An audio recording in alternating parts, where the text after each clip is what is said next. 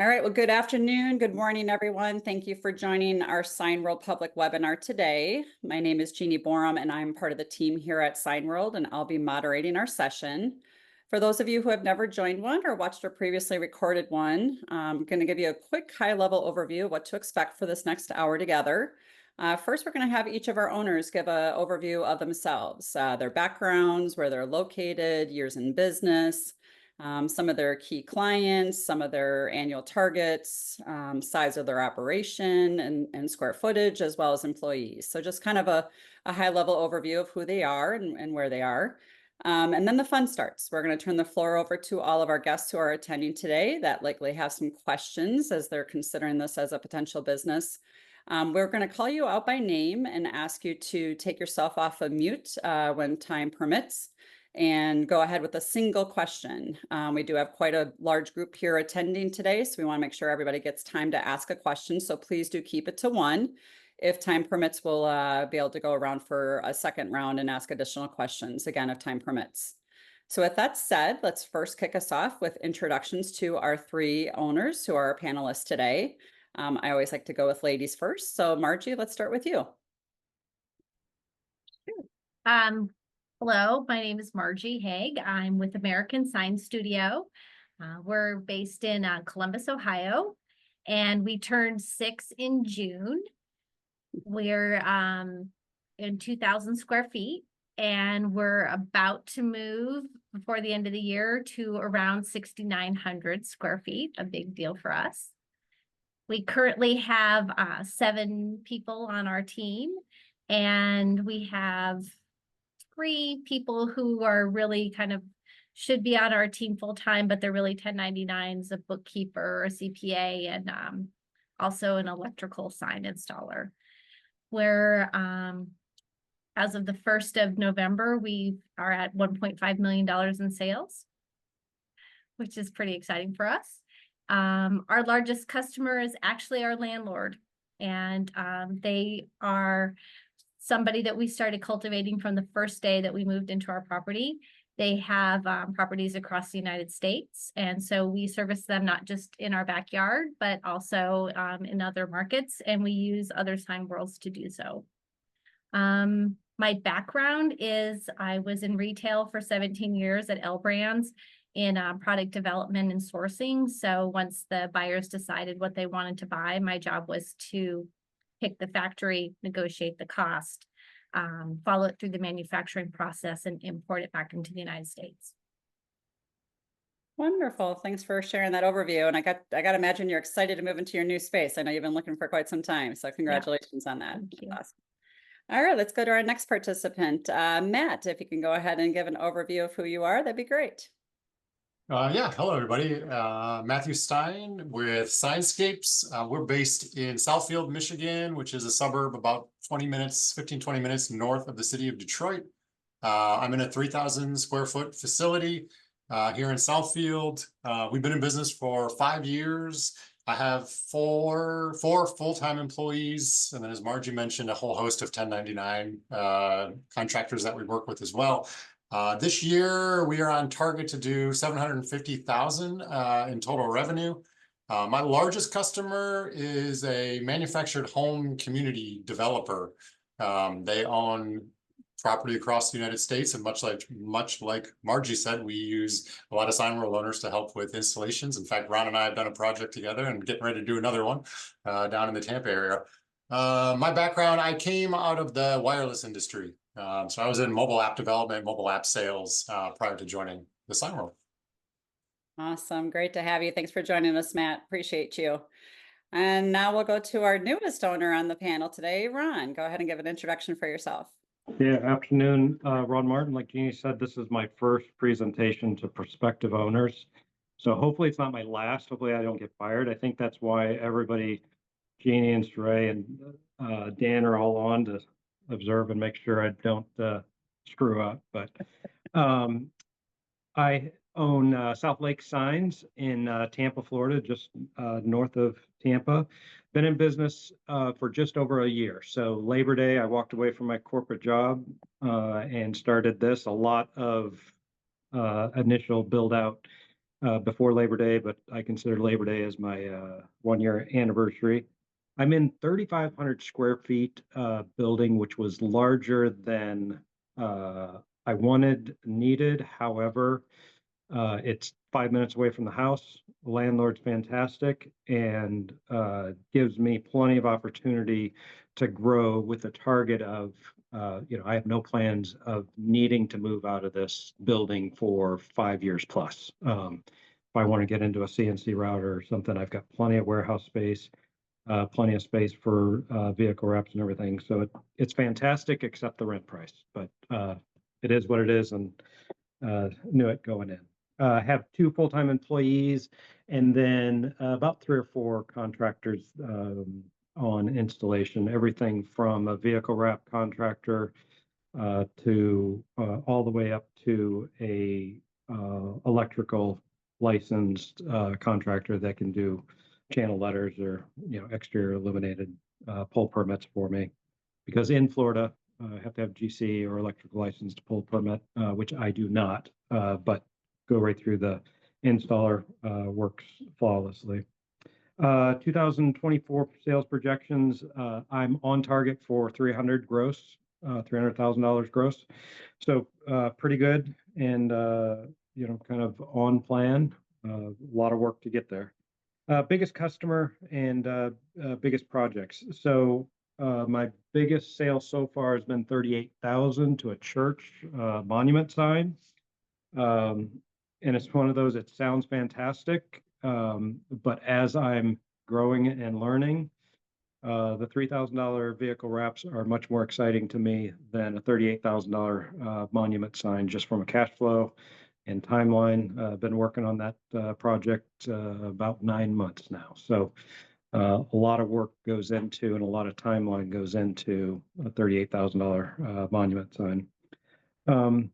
And then background. So I spent 27 years in disability insurance industry. Last company I left was MetLife, managing their FMLA claim operation for the organization. So I had 7 teams reporting to me, about 90 people, full responsibility. So I think that's everything. Very good. And congratulations on the big project in your first year. Those are always exciting, but like you said, there's a double-edged sword sometimes taking those big ones on too quickly. So Yep. all good, all good. All right, well, let's turn the floor over to our participants and guests today. As I mentioned, I'll ask you to come off of mute when I say your name. Just tell the group where you're located and go ahead with the question. So, and again, keep it to a single one. I'm going to go based on order when you logged in. So no special order here, but Janine, you were on first. So I'm going to ask you to come off mute and go ahead, tell the group where you're at and go ahead with the question for the owners to answer. Absolutely. My name is Janine. I'm in the Seattle, Washington area. And my question is, what was the biggest challenge in starting up your business, and any advice now kind of looking back that would make that challenge easier? Always a great question. I love this one. All right, well, let's go with our newest one first, who's in his just finished his first year. What was your biggest challenge, and what would be your advice to someone starting brand new? Is it inappropriate for me to just start crying? No. No, I mean, cash and revenue, making sure, you've got the capital to survive, especially I haven't taken any money from the business for the first year. So being financially capable to accomplish that.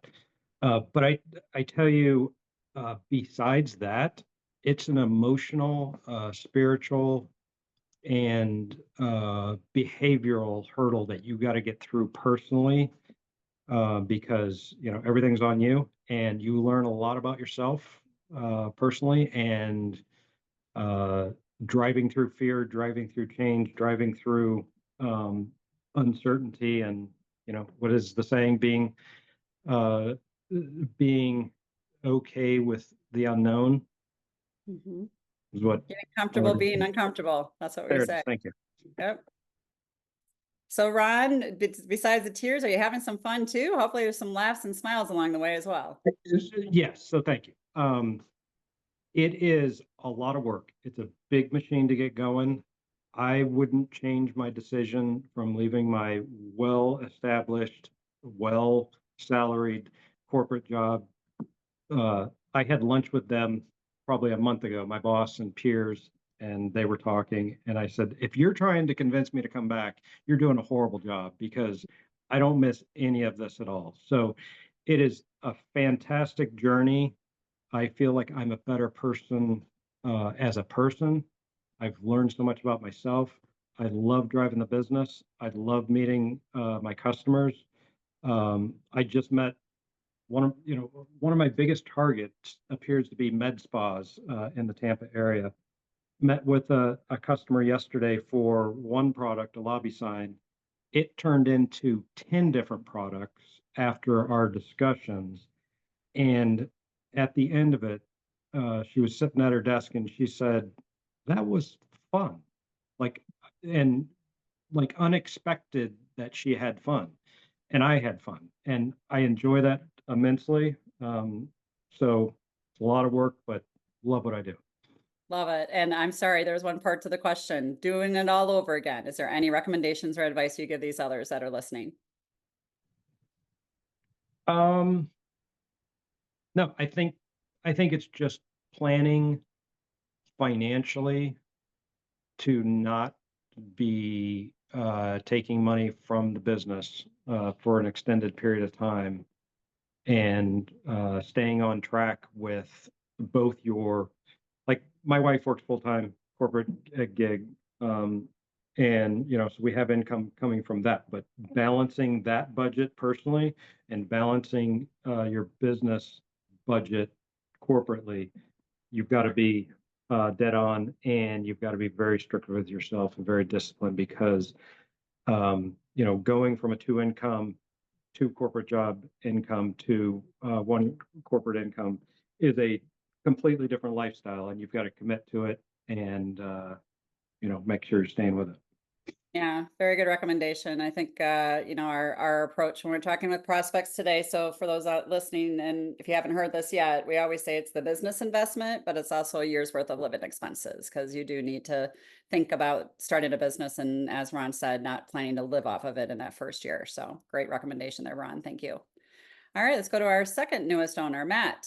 What would you say is your biggest challenge you faced in your first year and advice for others? Yeah, good question. Well, I'll start by saying I opened my doors in March of 2020, just in time for a global pandemic. So the challenges were abound. That being said, we quickly kind of came out of that with lots of opportunity, from acrylic shields and all these other COVID signs that you would see everywhere, which kind of gets me to my point. I think sales is the biggest challenge. You're starting a business from scratch, you're building a brand, nobody knows about you. You need sales is what fuels your ship and your engine. So yeah, it's, balancing your time, having enough time and energy to get out there and network and sell and build relationships and bring orders in the door while building a reliable team back at the office that you can hand things over to. At least that was our model, to go and operationalize and to carry things through and project manage and get work done. So for us, it was sales, it was revenue was the biggest challenge. And I think going back, if I had to do it over again, I would have started that engine sooner. Like as soon as I made the decision to get into the sign business, get the word out, spread it out to your network, start marketing as soon as you possibly can. Because I think the sooner you get that going, the quicker that snowball builds and referrals start kicking in. And then I guess I would say it becomes easier, or becomes less outbound work and more just managing the stuff that's coming into your business. Great recommendation. And I guess that does also bode to say that you didn't have any networking opportunities like most owners do with it being a pandemic time. So that definitely made it a little challenging, I'm sure. But thanks for sharing that, Matt. Margie, how about you? Going back several years now, what would you say was your biggest mistake, and what would you do different if you started over again? Or biggest challenge, not mistake. It could be both, but I don't know. We'll let you answer. Thinking I knew what I was doing. You wear so many hats, right? You're going to build a website, and you're going to find a facility, and you're going to learn sales. And there was just so many new things. And I thought I was really smart. And I needed to really kind of lean into learning about different kinds of resources that were available to me. So that was probably the hardest part of the whole startup. And I was always cautious. as some people in my group were just like sailing ahead of me a lot faster, and I was slower. I was just more cautious, and maybe I shouldn't have been so cautious. But that was just, I would probably drive Dan crazy by asking him, a million questions about, what's the right security company to hire, and he's like, just do it. So those were the kinds of things that kind of held me back. And really the only other thing in hindsight I wish I would have done, it kind of ties into what Ron said, is I wish I would have had like a key lock on my house or something like that. So if I needed some kind of cash, it would have been sitting there and I could have pulled from it. I was not far behind Matt with COVID. So, we were only about a year in, and then that happened to us. So we were just really getting some momentum, and then had to pull back. So that would have been super helpful. Yeah. Being properly funded. Very good. All right. Great answers. RJ, I was never mad at you. Sure, Dan. Never, It's never. impossible to be mad at Margie. No, and let's clarify that. I think one of the things that new owners struggle with a lot is making decisions quickly because it's your dollar on the line. And a lot of the emphasis in just make the decision is part of that first year, you're making a lot of decisions, and sometimes you just have to make the quickest decision that you can, whether it's right or it's wrong, it doesn't matter, it's progress. And we can reevaluate those questions and solutions when you have the time to dedicate to the individual questions. So what is the right phone service provider? Whichever one you can get hooked up with quickly, because the additional hours spent in making that decision, there's a diminishing return to what you might save in money between service values. So make the decision a year later, let's reevaluate the decision. So that's some of the framework behind that. But there's a lot coming at you in that first year, as you've heard from a lot of these owners, that you have to work through. Right. But that new owner startup stuff is invaluable. I would never miss that call. It was just really, really helpful. Yeah. Can I Awesome. add to that? Please. Yeah. Going through the first year, we're all part of a mastermind group, and my mastermind group are like-paced owners. And we've seen each other struggle with decisions of, on these different topics of, a marketing team or something like that. I can't emphasize enough of follow Signworld's lead. I swear every time one of us in our mastermind group makes a decision to go, let me step over here and I'm going to go in this direction that may be not consistent with what Signworld's doing, we end up coming back. So the resources that Signworld provides are phenomenal, and you don't know the details. And so many in the organization have been doing this for, so long that there's a part of you that you've got to get over your pride of, I think I'm good enough that I'm going to investigate this. And one of my mottos was, I'm going to get 80% there. And, to Dan's point, I'm not going to investigate the phone services. I'm going to find the path of least resistance, get it up and running, and then after I feel like the fire hydrant has slowed down of the things I've got to do, then I can go back and evaluate and improve. But get 80% there, follow Signworld's lead. It takes so much of the headache and the stress out. Very good. Thank you for that additional insight.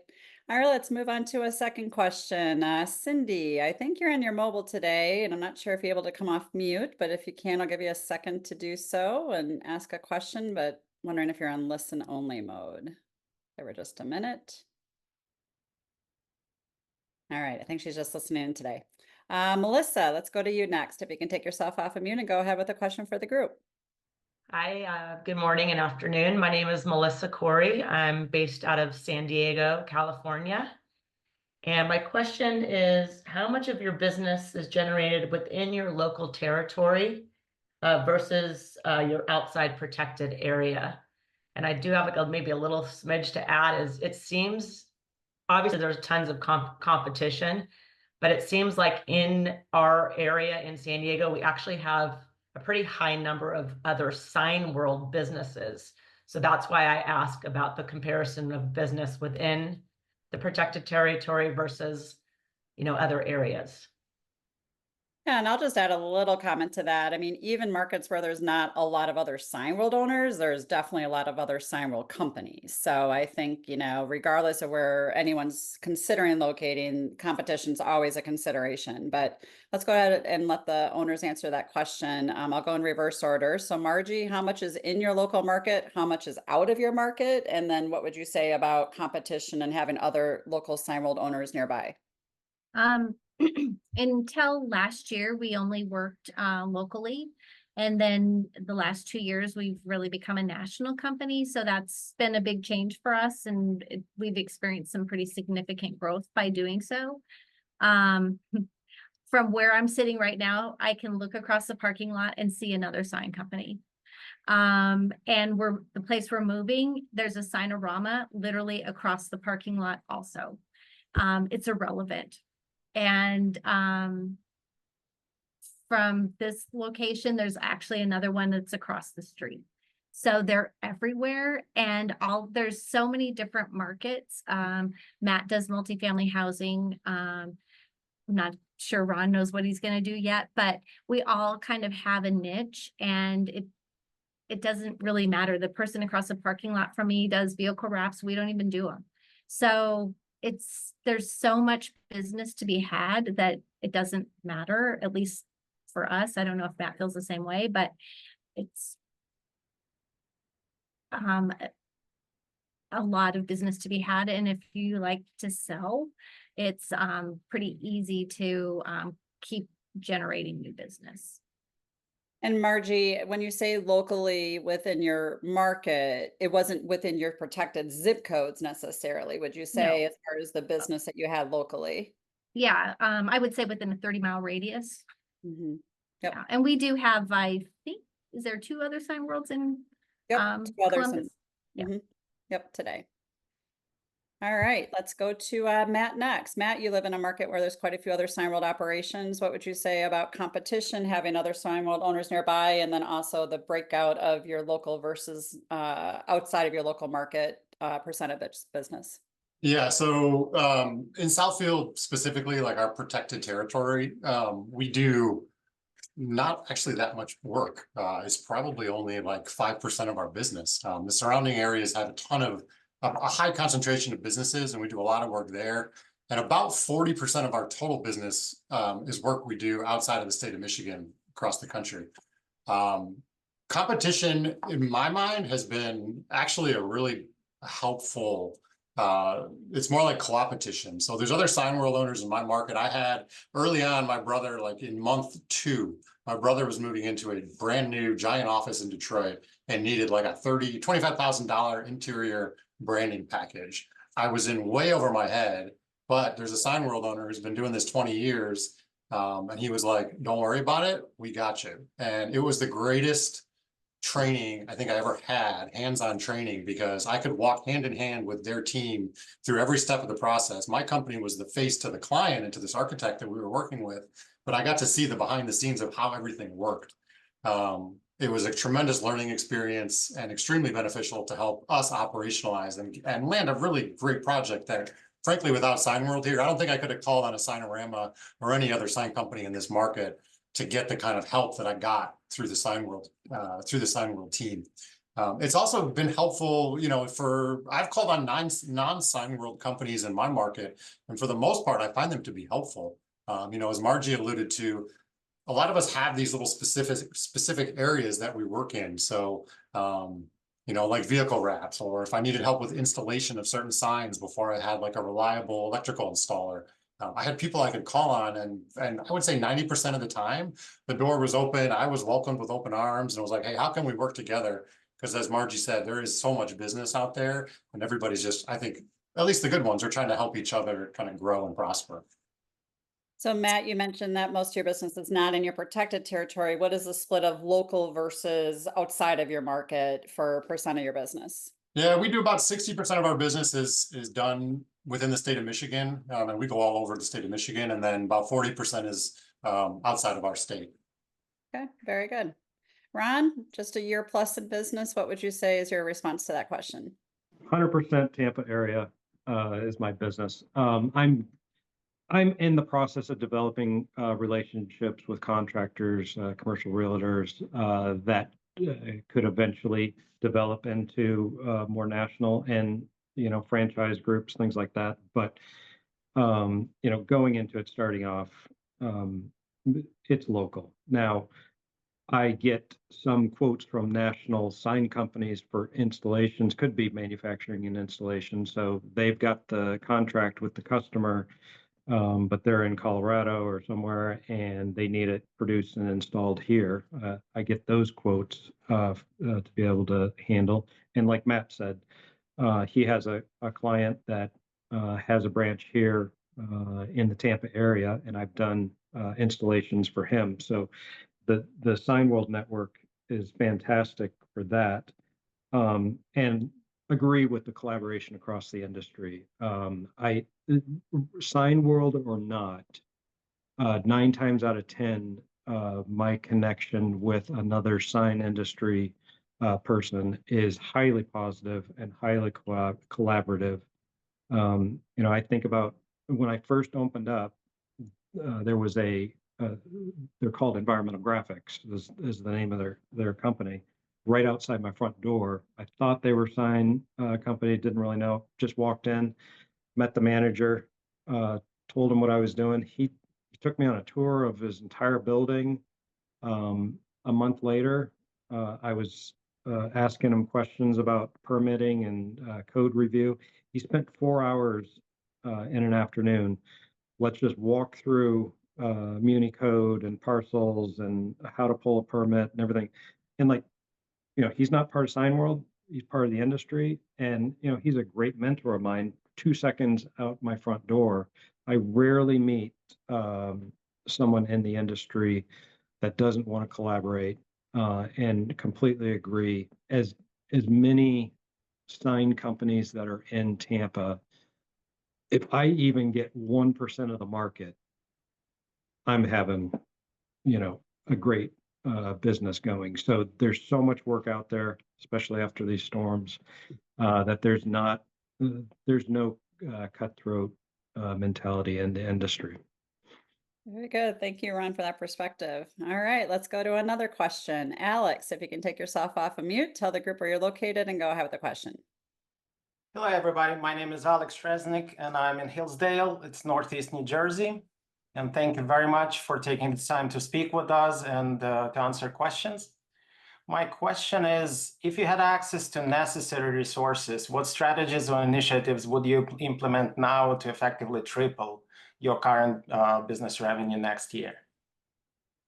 Okay, so I just want to clarify. So if you had access to additional resources, what would you use? Financial resources, any resources, yes. Okay. So if you wanted to triple your business in the next year, what would you need to do? Is that properly asking the question? Correct. Okay, very good. All right, Margie, you're 1.5 million today. If you're going to be 4.5, what would you need to do? Oh, she looks like she's frozen. Let's go to Ron and give her a second for a signal to come better. Ron, you're at 300,000 for the year. If you want to be 900,000 next year, what do you need to do? I would struggle with that decision of, do I want to do that? I very much believe in slow, methodical, and foundational build work, especially, coming out of this first year. I think it's very dangerous to attempt an aggressive growth strategy. But if all the capital, was limitless, I would probably, I guess my strategy would be buying a building that I could both use as my footprint and lease out additional space, build revenue from that. I don't think I would get into a bucket truck even with limitless capital. I think I would more angle towards real estate and increasing headcount to get there. Okay, very good. And Matt, so how, am I getting that triple capital? I'll I wait for that guess in the mail? that's your bonus for being one of our webinar participants today, I guess. Woohoo! Appreciate, yay. Matt, how about you? My check after the last webinar still hasn't arrived. I'll shoot you an email on that, but yeah, with unlimited capital, I think for us, it's person power and it's equipment. I would hire a strong sales team, increase our marketing budget, go out there and try to increase, everything happening at the top of the funnel. And being 4 years in, we still, have a mix of what we produce in-house versus outsource. So, in terms of top line, it's bringing in more sales and networking and marketing. Operationally, I would add some equipment so we can bring some work in-house so we can improve our margins on some of those projects as well, to be able to afford more. But at least what I found in this business, growth is tied to how many people you have that can handle that growth. There's a lot of steps involved in a lot of these projects, and you need people to manage that. So I would be beefing up the team, especially on the sales and operations side, to triple our revenue. All right, very good. And just for sake of the audience participation, we do not pay our owners to be panelists on these sessions. They do this voluntarily, but we do appreciate them all the same. So, all right, with that, Margie, not sure if you heard the question. I know you had a little bit of a technical situation there as you had to log off and back on, but the question was, if you had unlimited capital and resources, what would you do to triple your business from where you are today? Gosh, that's a big jump, right? To what, 4.5? That's definitely a goal. We are very systematic about how we're growing our business. We have identified what an ideal client looks like, and we're going after different market segments to do so. So,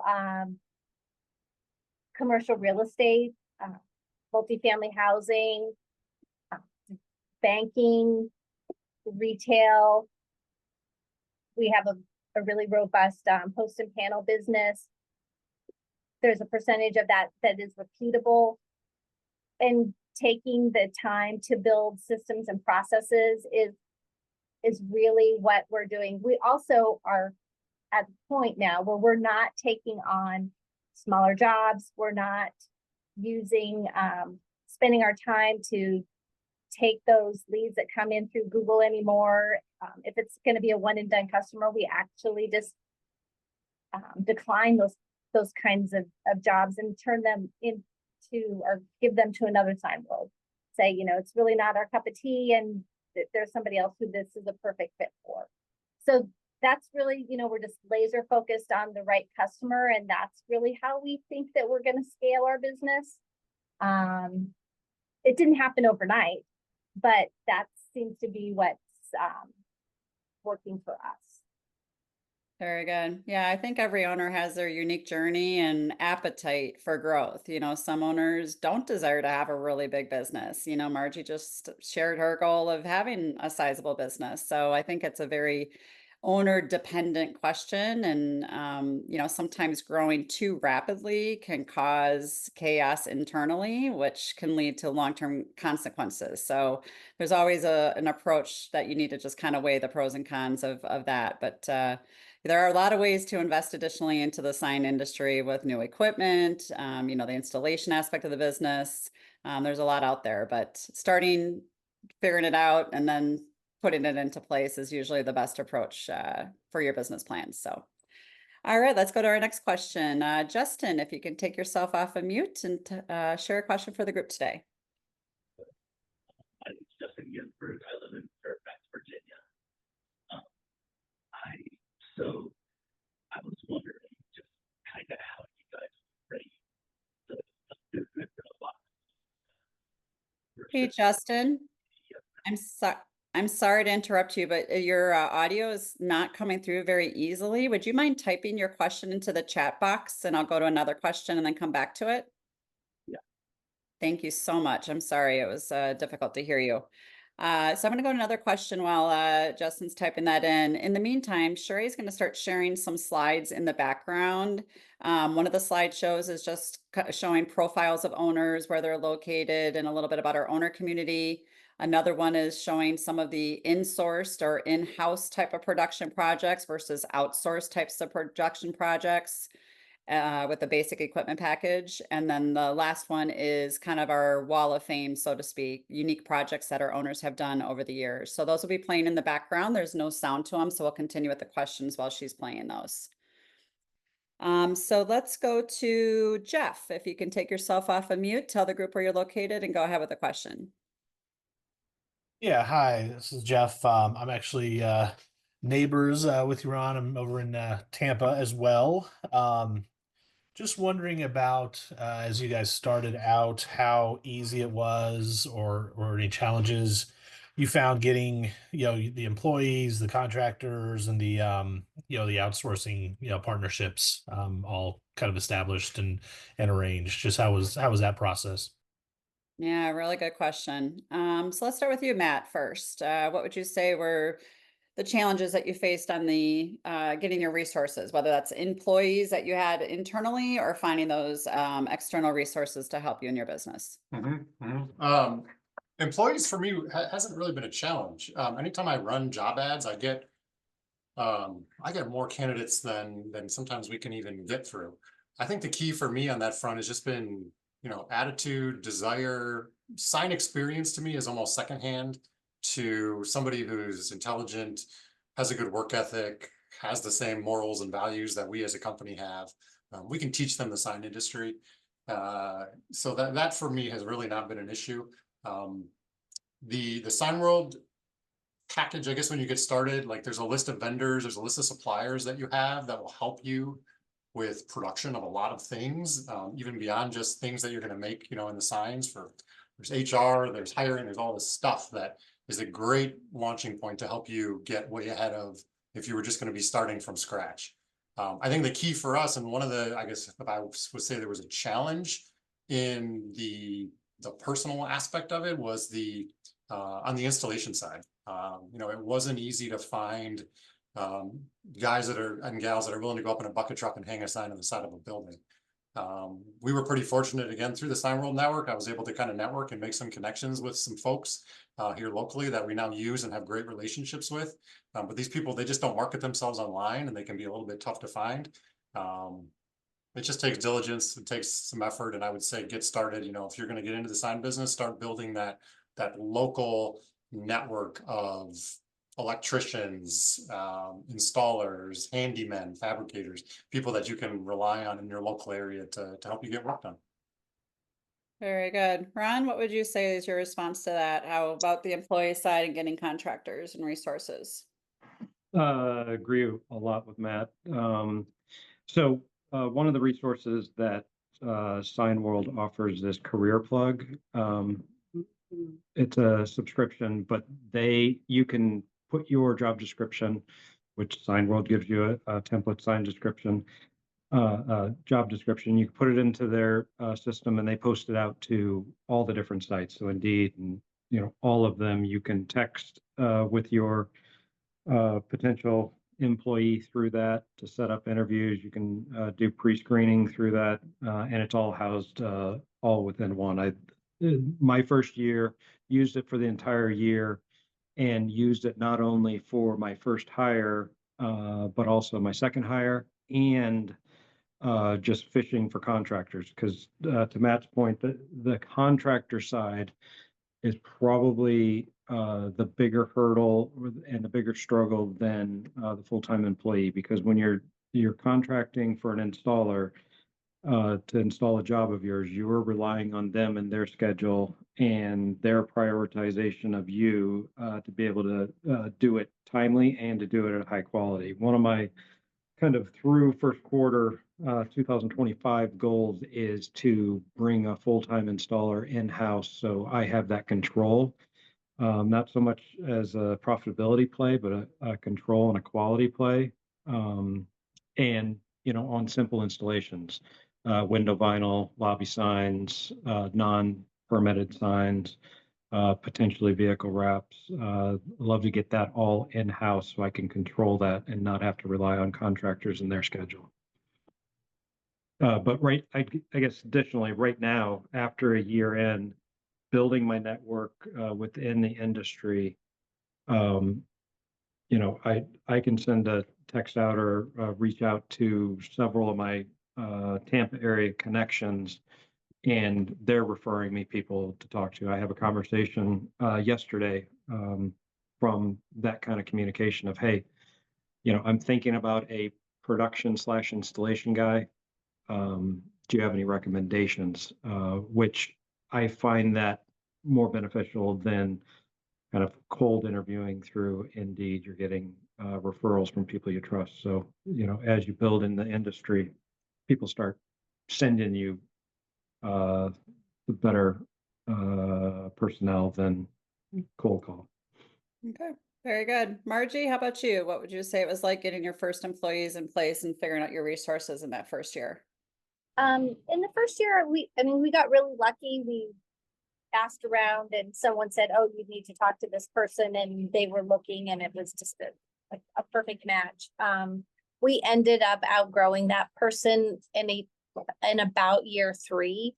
And, we use Career Plug and social media, honestly, to hire now, whether it's LinkedIn or Instagram, because, we're following those people and those kinds of jobs that we want, and those people are following us back, and there's just a good synergy and match for that. Very good. All right, let's go to another question.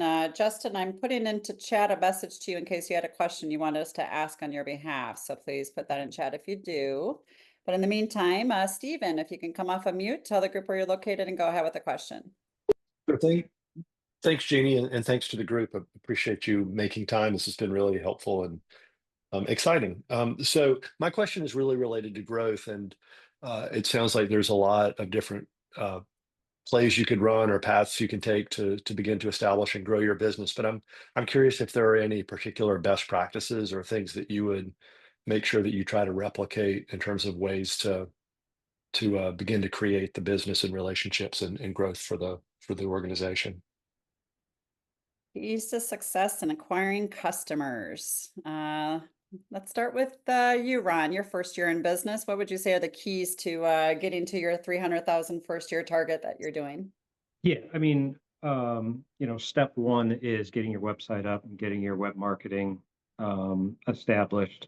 But you quickly want to drive the strategies to not just rely on that. And I'm now a year in, I'm probably about 80% web marketing and 20% networking.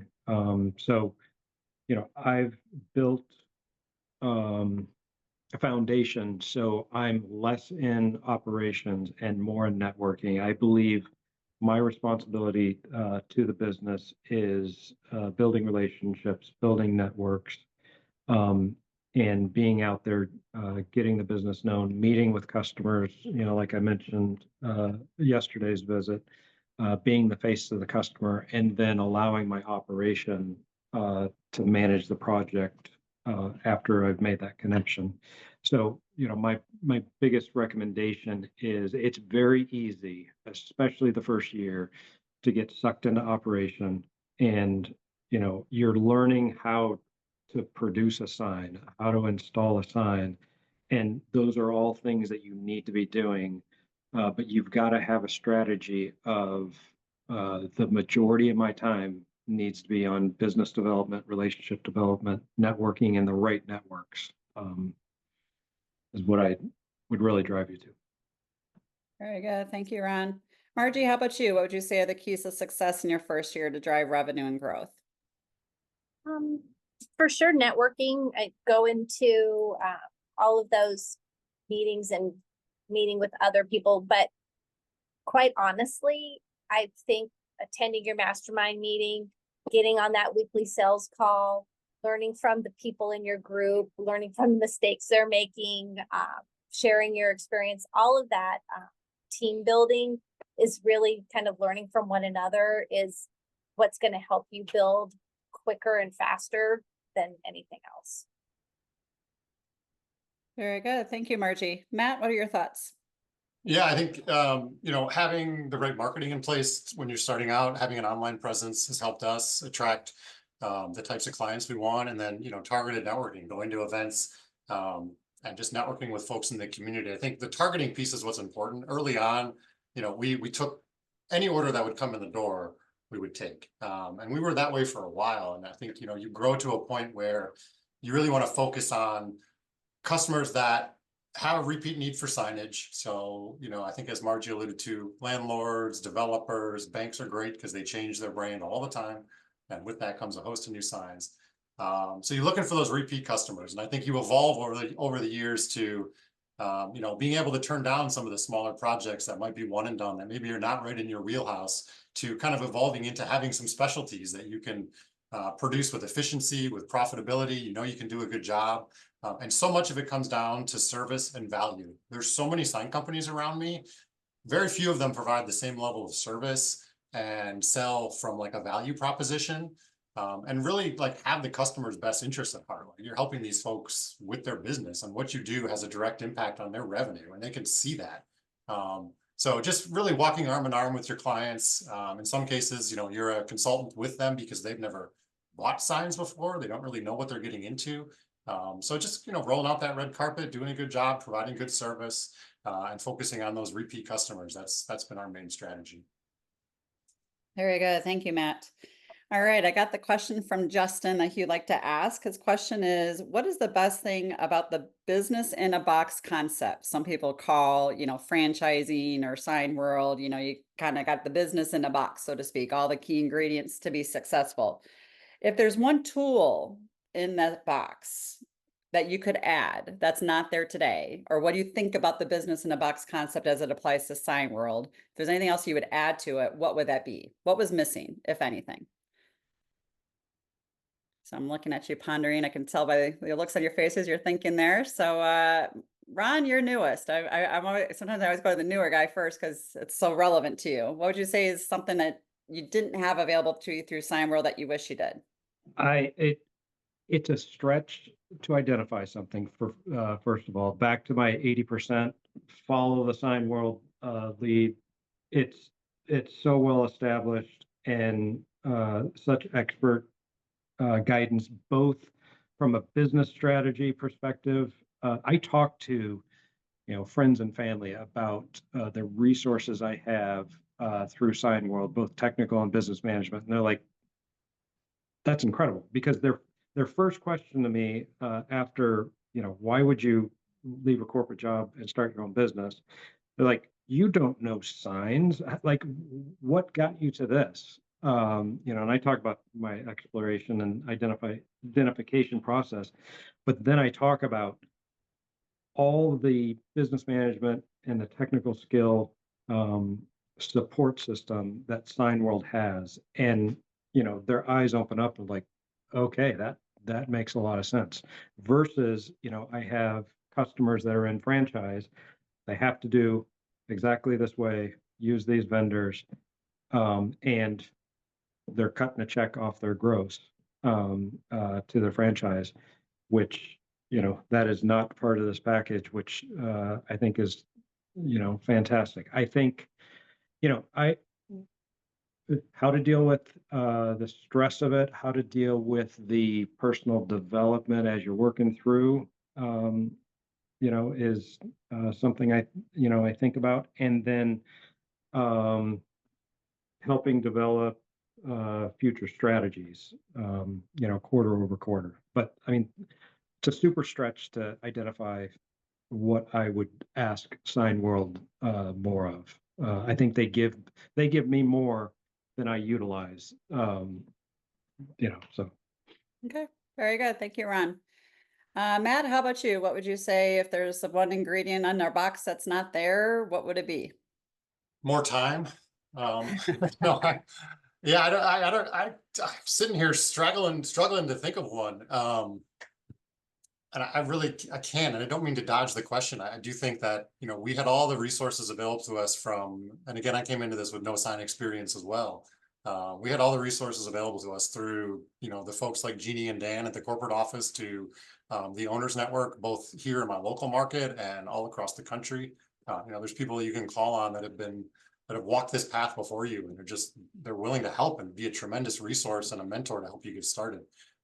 So yeah, for me, I can't really say there's one. I think that personal journey that Ron alluded to is, a big piece of it. You definitely got to have the grit and the stomach for business ownership, because in the beginning, you're doing a lot of this up and down with your revenue, and things are going well one day and not so well the next day. So there's a lot of that kind of stuff. But as far as like the business in a box, I can't really identify something that I would say was missing from there. Other than the franchise, which is the model of a franchise, which is great, because for me, not having to be paying franchise fees and beholden to, you have to run a business this way, that was actually something that was really attractive to me. So I can't think of any. All right, very good. Thank you, Matt. Margie, how about you? You've been around the longest. Anything you want to add there? When I started, there wasn't support in QuickBooks or the chart of accounts, or how you would set up for cash flow and that kind of thing. And that's completely different now. And I think that that's a huge benefit now for new owners. So that is something that wasn't around when I was there and is now. And that's would probably be what I would say would have been helpful for me in my first year, but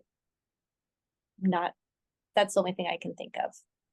It's fantastic. And I think that's a great example of, us being committed to listening to our owners and the feedback, and developing new training and, programs around topics where it can be helpful. So to Margie's point, that was something that new owners didn't have a few years ago. And now there is a lot of financial support and guidance right in the very beginning. So we're always evolving, and we're not perfect, and we're always open for, new opportunities to grow and be better together. But glad to hear your owners say that. And if you think of something after the call, please reach out to me and let me know what it is. So, all right, let's go to our next question. Suraj, if you can take yourself off of mute, tell the group where you're at, and go ahead with the question. Thanks, Jeannie. My name's Suraj Shetty, and I'm a second person from the Washington area on this call. It's really tough being this far down, because I'm inventing questions as the answers are given already. So Margie made a statement that if you like sales, this would work. And that triggered me, because I wouldn't consider myself a salesperson, and I'm a little bit scared. But it doesn't sound like any of you had sales in your previous life, corporate life. So I'm just curious about, when you start off, besides the hiring and getting comfortable with the ownership of the business, how did you work on feeding the pipeline and getting customers and getting the line primed, so to speak? Yeah, so I'm going to add some color to that. So sales in the sign industry is very different than sales in many other industries. So I'm going to ask the owners to kind of elaborate on that when they think about how they have conversations and how they approach it. Because like you said, well, I think, Matt, you might have had technology sales in your background, right? You're a little bit of a sales. So maybe I'll start with you first. You've had sales in your entire life. What would you say is the difference of selling signs in the sign industry overall? Yeah, well, I think for us, customers put us in this bucket of contractor. And that term comes with like all this negative connotation. And so we try to like immediately sort of rise above that and let them know that, we're here to actually consult with them and help them. And add a lot of value to what they're trying to accomplish. I think there's a lot of fear when they come into certain projects, because they don't know what they're getting into, and they have this label on what a contractor is and how, they're not going to help you. They're trying to just get the most out of you, that kind of thing. So we try to quickly overcome that and really build relationships with our clients. And I think, again, having good online presence and really, for me personally, when I started, I had a network locally of friends and family that I could reach out to try to, hey, this is what I'm doing. How can we collaborate? How can we network? And, one person in your network knows at least 120 people, I think is this, I don't know the exact number, but you just start having conversations with people. And even if you don't have that sales background, being a listening ear and the answer of, hey, I'm not quite sure, but let me go talk to my team. We got this. We'll come back to you, is a totally acceptable answer. Especially when you're starting out, because I was faking it till I made it for at least the first probably 4 or 5 months, till I felt like I could have like an actual like meaningful conversation where I knew what I was talking about. So the orders are going to come. Like, you're going to have a website, you're going to network, you're going to have people calling and coming in the door. You know, one approach is of you, of the owner, trying to be that face. You also hire somebody that's got a really strong sales acumen, or you know, knows the industry really well, and can take all those calls, and can field all those questions and be your quote unquote salesperson. So kind of depends on how you want to go about it. I don't think having a sales background is essential for starting a sign company. You know, it's more about business ownership and strategy, and working on the business, not so much in it. Very good. Thank you, Matt. Margie, how about you? So in new owner training, Jack gives you a list of 100 things you can do to generate sales. And I literally would have that list and, you know, check it off. I did this. And on top of it, I mean, you are so personally proud of the work that you're doing and what you're doing for yourself. It's rewarding, and you want to talk about it. It makes it really easy to do. And then as you start to get momentum, you want to do things like and grow it and do it differently. And now I'm at the point where our team is proactively going out and setting up appointments, you know, and doing things like that. I have friends that take phone calls and take orders. So, you know, everyone has a little bit of a different approach. So it's really kind of up to you and what fits your personality, but it's not one size fits all, which is kind of the beauty of what Signworld is. You do with it what you want. But I think it's really, if you just follow the tools that are given to you, you'll get the momentum that you need, at least to get the ball rolling. Very good. Thank you, Margie. Ron, thinking back to the very beginning, your first sales conversations, what is it like? How did you get those appointments? How did you run them? You know, what would you say is your approach of sales in this industry? Right. I love this question because I am not a salesman. And even today, thinking about it, and I think about this often, I am not a salesman, right? But I love going out and meeting my customer and talking through their projects. Early on, you know, I didn't know the products and the offerings and what we could do, let alone the price point. And, you know, it was learning through doing. I specifically went on installations. I remember when I first contracted with my first installer, I said to him, I don't care if you're doing a job for me or for someone else. I want to be on that job with you over the next month. Any kind of installation, I'm going to help you. I'll give you free labor. I want to learn, right? That helped not only my confidence, but understanding the product. Now today, this isn't a sales gig. This is being consultative to your customer. They're coming to you asking to give them a quote on a sign. Now your strategy is, how can I get in their head of what they actually need? How can I help them see the opportunity? How can I develop that relationship so that they trust me? And how can I guide them along the path? And the better I do it, being consultative and relationship building, my conversion rate is better than just phone calls or just emails, trying to get quotes that way and sales that way. My conversion rate is much lower. Very good. Thank you for that response. Yeah, I would say, you know, within the owner community, over 50% of our owners come from a manufacturing or engineering or construction background, things that had nothing to do with the customer in the past. So I think it is very much more about consultative. It's about solving problems and helping customers and their businesses. Like I think it was Matt said, you know, it's fun. It's a unique type of service and what you're doing for your clients. And it's fun to do. It's intimidating in the beginning, but we equip you with the key core questions to ask on those first calls. And then as Ron and Matt and Margie said, as you learn more and more, it's just going to get better and better. So very good. All right, let's go to our next guest. Actually, really quick, thumbs up for my owners. Can you go a few minutes over? We got quite a big group and a few more questions. Are we okay? Thanks, guys. Appreciate it. Chris, if you can take yourself off of mute, tell the group where you're located and go ahead with the question.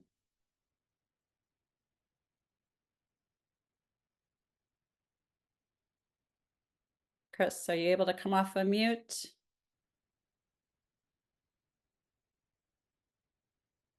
All right, it doesn't look like he's able to. Maybe he's just in listen mode only. I had one other guest that also is on mobile.